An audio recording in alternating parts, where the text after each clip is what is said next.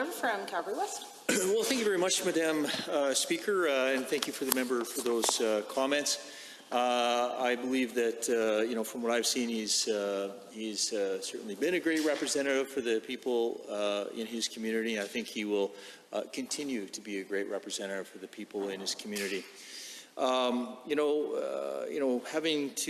been able to get to know the member over the last several weeks, especially my role, of course, as the chief whip, I've already seen the passion to try and make the community a better place. I've seen the passion to, as we're facing these challenging forest fires in northern Alberta right now, him trying to come up with solutions that are going to help people to try to prevent forest fires from happening in the future. And I think he touched on that with one of his questions he asked earlier today in question period. So, with that passion, of course, I know this member spent a lot of time door knocking, talking to constituents, really getting a pulse for that community to which he represents. And I'd like for him to maybe just touch a little bit on some of the stories. I know with all of us at Door Knock, we always have those stories that really stick in our minds with that one person or multiple people that really kind of set us straight. Let us know the challenges that are facing, whether it be the economy or some of adverse policies that may have affected their livelihood, as an example. So could the member please just let this House know about some of those wonderful, challenging stories that he's experienced? Thank you. The honourable member from Lac-Saint Anne Parkland. Yes, Madam Speaker. I appreciate the question and the chance to speak freely and to candor on this. There was a number of stories that jumped off the page.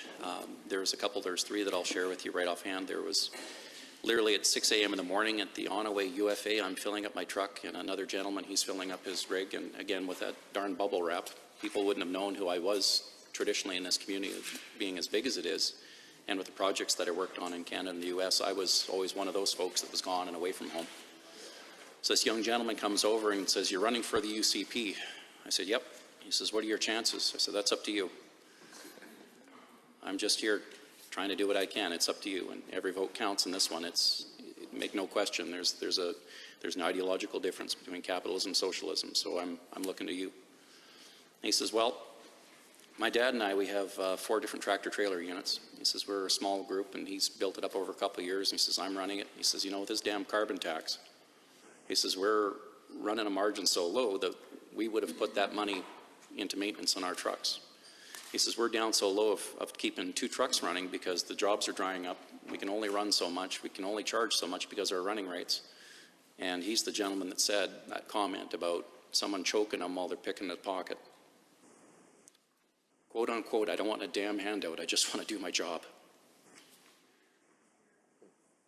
Those are the type of things happening in our area. Senior citizen on a fixed income out in Alberta Beach.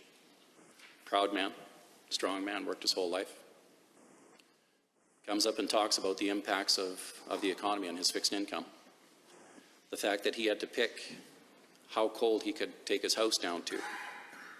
The fact that he was too proud to go ask for handouts. Never would in his life, and never wouldn't start now. And the running joke that he says that they give seniors a $3 increase while they take another couple $100 out of my bank every month. Those are the impacts that some of these potentially well-intentioned ideas, or these ideas about transference of tax is going to save the environment, has caused real people in these areas. The premature phase out of these coal plants.